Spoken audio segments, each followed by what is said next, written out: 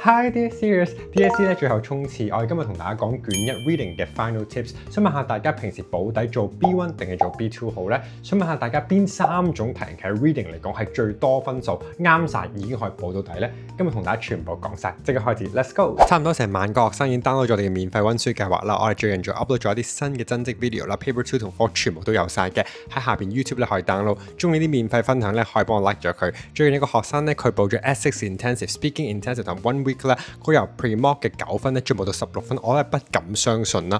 我覺得最經典咧就係因為佢上我哋 S6 Intensive 有晒我哋最經典嘅所有內容之外，係有科學咁學英文咧，仲有啲學生係好勤力，不停咁交文啊，係真係有明顯進步。連我哋6科5星星嘅 Chrissy 都係跟呢個課程嘅，咁所以咧大家想追嘅話啦 ，online 班可以即時追翻2期嘅進度，最後衝刺同大家一齊努力，加油啊！第一個部分咧就係時間分配啦，好多學生咧都唔知道咧，其實卷一有90分鐘做嘅。如果你咧係分開2 part 嘅話咧，其實42分咧同埋42分咧係要平均分佈時間嘅。當然啦 ，B1 同埋 B2 嘅分數比率係唔一樣嘅喎，一定要睇到最尾，因為會同大家講點樣去計呢個分數比率嘅。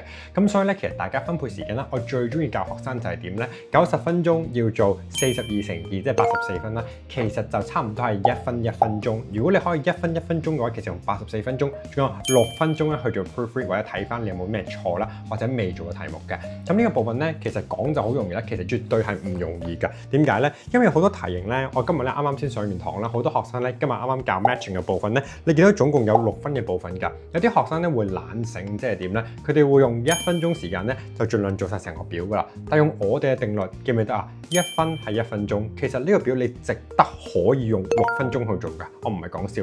點解咧？因為好多時候 matching 嘅部分咧，我哋轉頭都會講嘅。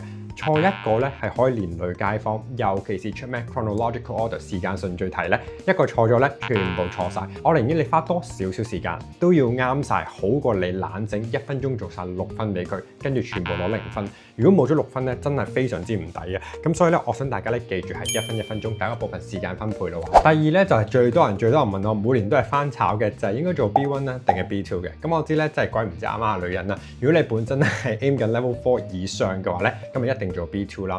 如果你睇緊呢條片咧，你係未到中6嘅話咧，我求下你，你可唔可以 aim B2？ 因為俾自己高啲一個目標，俾自己1至2年嘅時間去衝咧，係一定做到㗎。但係反而中6嘅學生，如果你本身係 aim level 4或者 level 3咧，呢個就係尷尬位置啦。咁我俾個最簡單嘅計算方法俾大家，我都要睇一睇稿啊。因為咧每年咧差唔多攞 level 4咧嘅平均分咧，其實係大概56啦、58、59%。我俾大家嚴格啲、高啲要求，當係60成嘅分數嚟攞 level 4嘅，喺 Paper 1卷1嚟講，咁即係點算呢？記唔記得啊？42分2個 part 係一樣比重嘅，但係42分要攞到6成嘅話，即係幾多分啦？大概係25分。嗱，首先停一停先。你 Part A 咧本身要攞到大概25分或以上啦，咁而 Part B 咧就係最尷尬啦，因為點解咧？嗱，聽住咯，B2 同 B1 嘅比重咧係唔一樣嘅。如果你做到 B1 某一個分數咧，要打翻個折扣咧，先會變做 B2 嘅分數㗎。個表咧我已經 show 埋俾大家睇㗎啦。咁所以你睇一睇就知道，原來你要攞到差唔多25分，記唔記得25分啊？係6成嘅標準啦，要差唔多喺 B1 攞到4字頭。咁你就驚咯喎？點解咧？因為成份卷咧 B1 42分，你差唔多攞到39至40分咧，你 overall 拉翻勻咧，打埋折扣咧，就去到 level 4都算幾穩陣嘅。因為我哋計嘅時候咧，係用6成去計嘅，而唔係59% 嘅。咁所以數底叻嘅你就知道，你平時做 B1 level 咧，如果你要攞到4成嘅話，都差唔多要去到咩啊？滿分咁滯啊！咁你覺得你值唔值得喺 B2 搏一搏，搏到有25分以上咧？呢個就係俾你嘅問題啦。咁所以，與其去估下，可以做一個更加準確性科學嘅計算，睇下邊個部分 B1 做完定 B2 做完咧比較高分嘅，咁我拉翻勻咧，咁就可以知道個答案啦。第3個 tip 咧最重要咧就係題型嘅鍛鍊啦。原來咧 DSE 最常出嘅題型有成12分係咩題型咧？out of 84分有成12分咧，都係出 matching 配對嘅題型嚟㗎。配對好慘嘅，有冇發覺錯一個就全部錯晒㗎？咁所以呢種題型咧係保底必備，而 Part A 都出埋喎。喺我哋第21條題目度咧，即刻出咗 matching。你知唔知我哋上堂上 S6 Intensive 第一招就係教乜嘢咧？就唔係逼自己快睇文章，文章咁大段，我哋唔應該睇文章先，知唔知應該做咩先啊？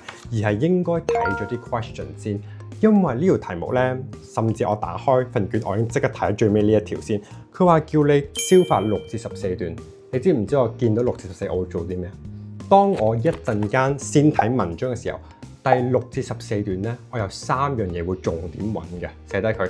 第一 topic sentence concluding sentence 有冇一個明顯立場？第二有冇一個人物？第三有冇一啲好深嘅字？佢最中意出咩咧 ？paraphrasing 同埋同義詞轉換啊！如果你做到呢3部曲，我同你講，做第21條，你一定笑到最尾，因為一啲都唔難做，因為你已經消化咗一大部分啦。俾個例子大家，其中一個 option 佢話 can have a positive outcome。當你頭先睇文章嘅時候，邊段你揾到 positive outcome 好嘢，讚佢咧，即刻坐落去呢一段噶啦。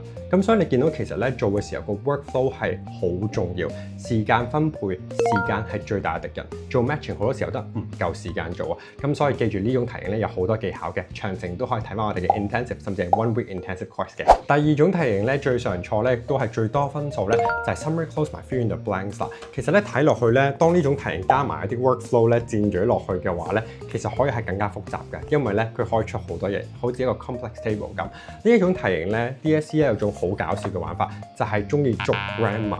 有冇發覺咧？通常作文先係最睇 grammar 噶嘛，卷1都唔使用 grammar， 咁你就錯啦。因為咧，通常填窿窿咧，佢嘅要求係 grammar 係一定唔可以錯，係顛到咧漏1個 s 就即刻攞0分。本身個字啱嘅喎，但係漏 s 就攞0分嘅咯。喺呢度送個技巧俾大家。例如喺其中一條題目咧，呢一條係最多人錯咧，佢好狡猾㗎。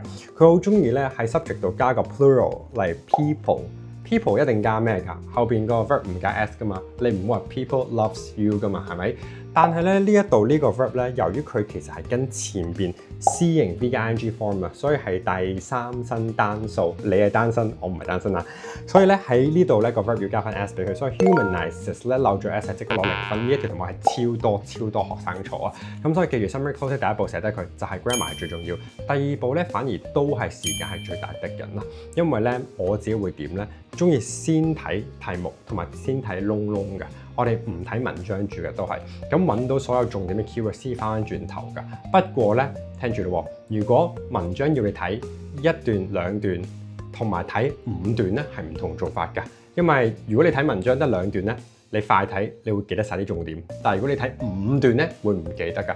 咁所以做題目嘅步驟唔一樣啊。我哋之前咧，我哋嘅 course 都講咗㗎啦，所以 summary close 咧都麻煩嘅，時間都重要嘅，大家要記住咯。第3種題型咧就係 true false not given 啦。咁呢一種咧係我哋強項，每一年咧都差唔多有8分嘅。咁點解係強項咧？其實其中一招咧，我喺課堂都同大家不停咁 share，啲學生覺得好有用咧。就係通常2樣嘢有冇明顯嘅矛盾咧？有嘅話咧就一定係 false 㗎啦。點為之矛盾咧？多啦同埋少啦，快啦同埋慢啦，呢啲係全部都出過嘅喎。咁但係呢一度咧同大家分析一條 DSE past paper，你覺得有冇明顯矛盾咧 ？pause 咗呢個 video 話俾我知咯喎。OK， 如果一個家長係投資好多時間喺佢嘅小朋友身上面教好佢哋，同金錢有冇明顯矛盾咧？如果投資多時間唔代表多錢或者少錢，冇明顯矛盾就一定唔可以寫 false， 亦都唔一定係 true， 因為佢多時間花俾佢唔代表錢，所以2樣都冇矛盾 ，no contradiction，no confirmation。答案呢一度就係 not given 啦。咁所以咧，其實咧 true false not given 咧有好多唔同題型。但係有5個永恆嘅定律嘅，只要你學晒5個咧，你一定唔會錯嘅。咁我哋之前咧都分享咗好多，如果你想知多啲咧，之後都可以再上我哋 intensive course 嘅。咁咧，所以寫翻低佢12分、12分加8分咧，呢度加埋成30幾分，呢3種題型咧已經佔據咗好多嘅分數。記住，一定唔可以錯㗎。下一個提示咧，就係呢個係人都知，都講到口都臭晒啦，就係 instruction 嘅部分啦。尤其是有啲題目咧係特別咧，佢 instruction 會非常之長㗎。我知你講咩係人都知啦，阿邦考評報告咧話其中一年21條咧，大家都知道咧成個 instruction 超長啦。好多學生淨係睇到佢嘅全大街嘅 instruction，例如係 once 用1次啦，同埋 is not used 啦。有學生真係唔係講笑，佢竟然寫錯咗段落啊！就係佢上面講咗6至14段。學生寫咗第1段、第5段等等，呢一度咧係即刻攞0分嘅。咁你諗下，咁唔抵讀咗咁多年高中英文，但係因為睇漏咗幾句，咁所以 instruction 咧，各位同學記住，我求下你，一做親填表啦、matching 啦、複雜嘅題型咧，要睇題目最少2次。重點咧唔好淨係間低啲大咗加嘅嘢，所有重點都要睇晒。咁嘅話咧，就已經可以防止非常之多嘅錯噶啦。尾二一個 tip 亦都係最重要一個 tip 咧，就係千祈唔好串錯字。我知啊，你話阿邦你講埋晒啲廢話，好多時候咧 Paper One 咧，其實串字咧係可以喺文章抄㗎。你串錯字咧係絕對係你嘅問題，唔係你唔識嗰個字啊。咁好多時候咧，另外咧考評部亦都講咗咧，有啲串錯字咧點解會犯呢個錯咧？因為你串嘅嗰兩個串法，一個啱，例如係 world， 一個第二個錯嘅串法，原來佢都係一個字嚟嘅喎。咁如果你唔小心嘅話咧，你就睇唔出你串錯字㗎。例如考評部講話 world 同埋 word 呢兩個字咧，其實啲學生成日都串錯㗎。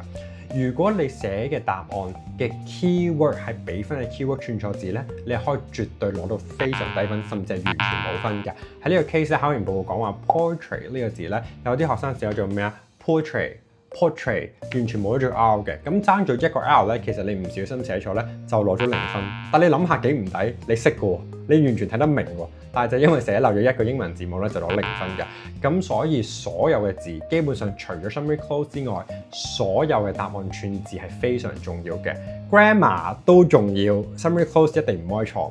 但係串字咧係零容忍，一定要全部啱晒。咁所以記住啊，做完晒記唔記得啊？84分鐘做完之後做咗6分鐘，其實要睇埋串字啊！呢一樣嘢應該冇人提過你㗎。但係當你睇埋考評報告咧，你就知道串字係多麼的重要。咁所以呢個部分咧記住啦。最後一個 tip 梗係壓軸出場啦。呢個 tip 我同你講，如果唔係我今日睇考評報告，如果唔係我睇咗呢個 video 同埋提咗我自己，我一定會錯。呢一個咧就係寫答案要有幾詳盡咧。好多學生咧都好天真，同我一樣咧，就係覺得 Part A 嘅題目咧，尤其是頭嗰幾條咧，你望下佢條橫線先啦，都唔係好長啫嘛，係咪？頭嗰幾條通常 Part A 送分噶嘛，你都覺得係啦，就咁咧你就會輕敵啦。喺其中一條題目咧，第5條咧，第一咧叫 It's 喎，條橫線都唔係特別長，唔係2條橫線啦，啲學生就覺得係咁樣寫就得㗎啦。呢個位置咧，考評報告咧就記低咗一個字，就叫做你一定要 include all requirements 或者 all required elements。一個答案咧，盡量要完整化答晒佢。咩意思咧？呢一度咧，好多學生咧問你 it 代表啲咩咧？佢哋都話咩咧？我哋嘅 interest，our interest in 就即刻完咗啦。成個答案咧係好長㗎，係我哋要寫 we're interested in celebrity 嘅 gossip， 同埋呢個都未完喎。嗱，記住啊，有啲學生寫我哋嘅興趣，呢個就係 it 啦。但係你要寫埋 celebrity gossip， 同埋佢哋拍拖嘅情況啊！呢個拍拖情況咧係絕對令到咧大部分學生全部錯晒，呢度差唔多有90成學生都錯㗎。